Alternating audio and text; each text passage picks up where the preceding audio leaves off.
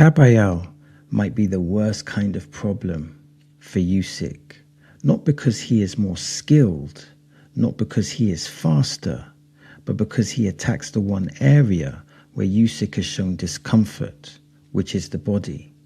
So here is the question. If Kabayel gets on the inside, does he take the opportunity and open the door to greatness? So here's a controversial question. Does Agit Kabayel destroy Usyk? Now Usyk allegedly has 30 days to make a decision on the Kabayel fight. How dangerous is this fight? Is this even a dangerous fight? And how good is Kabayel? Is he a legitimate threat? Can Kabayel destroy Usyk, or will Usyk destroy Kabayel? We will explore both options in this video. Now, the first thing I want to do is paint a little picture of Kabayel's resume. So let's begin there. So let's start with the Derek Chisora fight, which was years ago. So I remember this fight. And for those that don't know, and you will know if you're a boxing fan, but Derek Chisora is a good heavyweight British fighter who really brings intensity. And one of his best performances was against Usyk. He was great that night. He was really, really good. And like I said, he gave Usyk one of his toughest tests. Now, from the Kabayel perspective, when he fought Derek Chisora, he was relatively unknown. And Chisora was expected to win. That's my understanding. He was expected to win and win comfortably. Now, this version of Kabayel, I remember in the beginning of the fight, showed good movement. He was moving side to side. And I remember him actually walking Chisora into body shots. So he showed that he had good counter punching. And what we saw in this fight was good counter lefts. And he also was throwing that left hook to the body. And as we know, Kabayel, he loves that left to the body. He loves going to the body. And I saw some good jabs, good defense.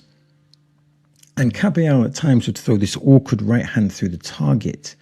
And he was landing with that right hand. And again, the footwork was very good. And I remember in round 6, he introduced the right uppercut into the fight, which he was effective with. Here's a few points to mention. Kabayel kept his composure in the fight, even though Derek Chisora had significant experience over him. And in the middle to the end of the fight, he was starting to land counter right hands, really effective counter right hands. And I think he put in a solid performance, and he ultimately got the win. And he got the win, he got the victory. And I guess from the boxing perspective at the time, it felt like it was seen that Chisora was really bad as opposed to Kabayel was really good. And it felt like Kabayel's performance was slightly minimized, but that could just be my perception, and that could be my hindsight bias. And ironically, in hindsight now, we can look at that performance and say it wasn't necessarily a bad performance by Derek Chisora. It's just that Kabayel looked good. Now, Kabayel did look good, but he didn't look special. He looked like a good fighter, not a great fighter. So then we have like years of when Kabayel did not get any exposure. He was fighting, but he wasn't getting the big exposure. And then we had the Makhmudov fight. Apologies if my pronunciation isn't great there. And in that fight, like I said, before that fight, he seemed to have gone from the limelight. He was not getting the opportunities. But Makhmudov's team chose to fight Kabayel. And Makhmudov, I believe, was undefeated at the time, and he was being built up as this next great fighter. And in hindsight, the Kabayel selection was really, really bad matchmaking. I mean, I don't even know why you would put Makhmudov in with Kabayel. It was a terrible decision. And in that fight, Kabayel began with movement. And when I say movement, he began with a lot of foot movement. He was fighting from the outside, but then he transitioned to then going in the pocket. And in that fight, he showed, particularly in rounds 3 and 4, he showed intelligent body work. And he broke Makhmudov down. Just to stay, when I say intelligent body work, I generally mean that he's setting up the body shots with the punches to the head. So he's going head body, and that's opening up the target, because when you're attacking the head, the boxer protects the head and that presents the target. So he's not just randomly just throwing punches to the body going through the front door. He's setting it up intelligently. And then in round 4, he stayed in the pocket, despite the power of his opponent. Now, on the outside, he caught Makhmudov with clever, intelligent counters. And on the inside, he throws like this right uppercut to the head and left hook to the body. And it was just too much for Makhmudov. Interestingly, Canelo sometimes uses that combination. And Kabayel simply presented a puzzle that Makhmudov could not solve. Makhmudov did not, and I mean this in a respectful way, Makhmudov did not have the boxing sophistication to deal with the adaptability of Kabayel.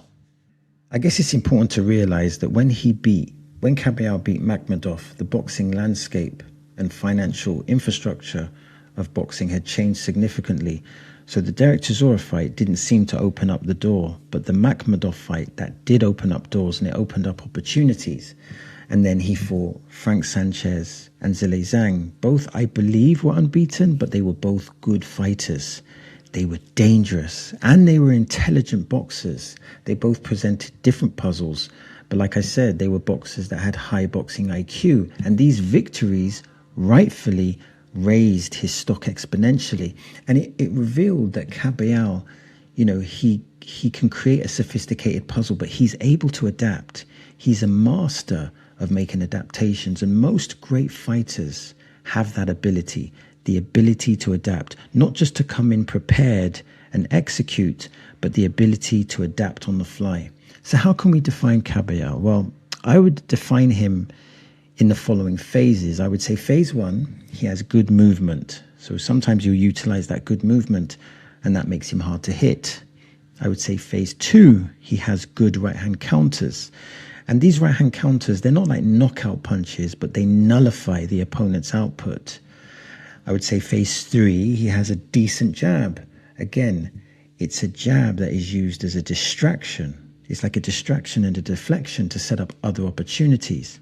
Phase four, when Kabayel is in the pocket and he's confident there, he goes to the body.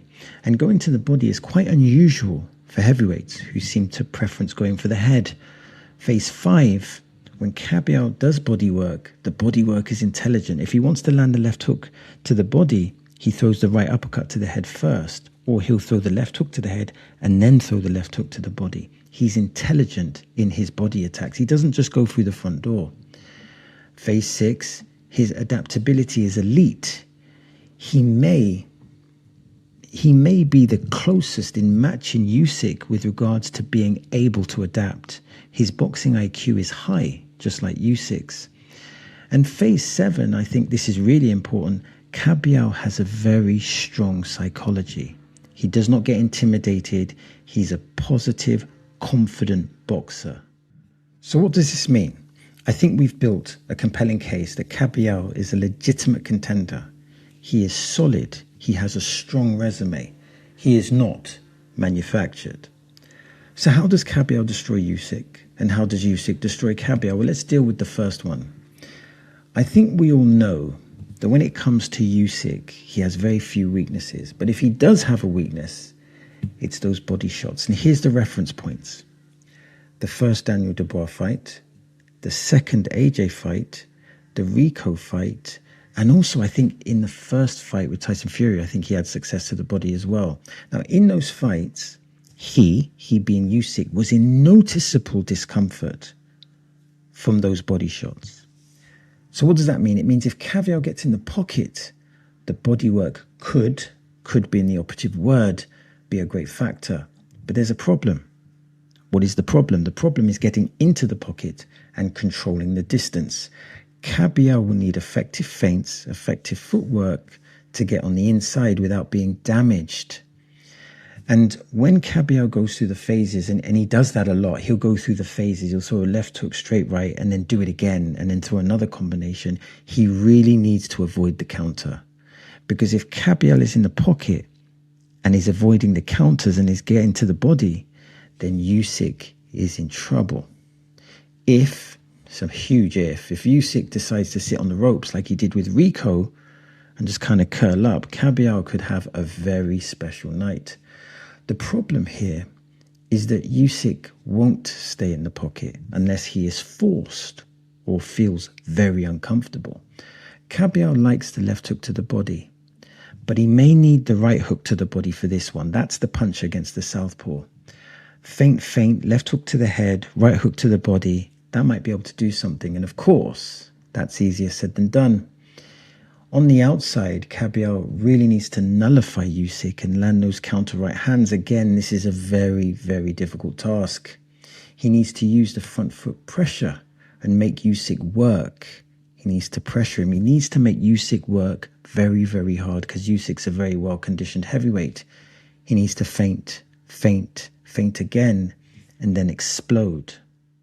So I think we have shown that Kabayel can win this fight, and he can win it emphatically, but Usyk will have to make a lot of mistakes for the emphatic victory, or he'll need to be exceptional, or maybe a combination of both. But how does Usyk destroy Kabayel?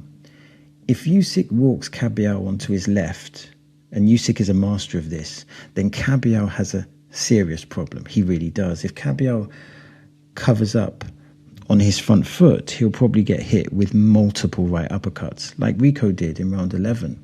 I suspect Usyk will try and take away that left hook to the body.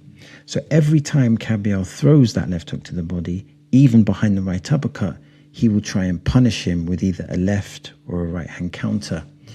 Taking away the body attack, taking away Kabayel's body attack would be a massive advantage.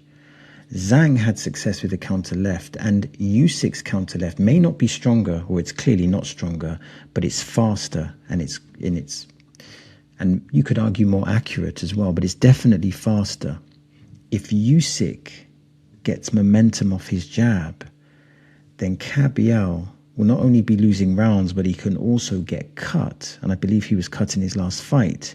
And if Kabayel gets cut, then you will see the boxing IQ of Usyk. Why? Because if he gets cut over the left, then Usyk will step to the left of Kabayel to further impair his vision. So it means that, Kabayel simply won't see the punches. And if he loses his composure, then Usyk will walk him into the counters, whether that be the right hook or that powerful straight left. Because the one thing that Usyk has improved later in his career is the punch power. And he will use that to control distance and to create knockout opportunities. And if Usyk starts walking Kabayel into punches, Kabayel, believe me, will be in serious danger. So how dangerous is this fight for Usyk? Well, it's very dangerous. It's a different puzzle for Usyk. And Agit Kabayel is genuine. He's an authentic challenge. He has a very strong CV, a very strong resume. And how big is this fight? Well, this fight, I think, will be big in Europe, but it will also have a global reach. This is a massive ask for Kabayel, but winning is very much possible, but there's lots and lots of variables. It's also very possible that we have not yet seen the best Kabayel. Maybe he has other gears that we haven't seen before. If that's true, then this becomes an even more dangerous fight for Usyk. Think of this. If Kabayel gets the fight, he has an opportunity for true greatness. On that night, he will need to master the science of boxing mixed with courage and surgical precision with minimal errors. So that's the end of the video. Now I'm trying to build a digital boxing community. That means I'm interested in your comments, I'm interested in your questions, and I'm interested in your observations. Now, if you want to support the channel, simply like and subscribe. And if you want to watch more content, then simply click here or click here. As always, thanks for your time. It is much appreciated.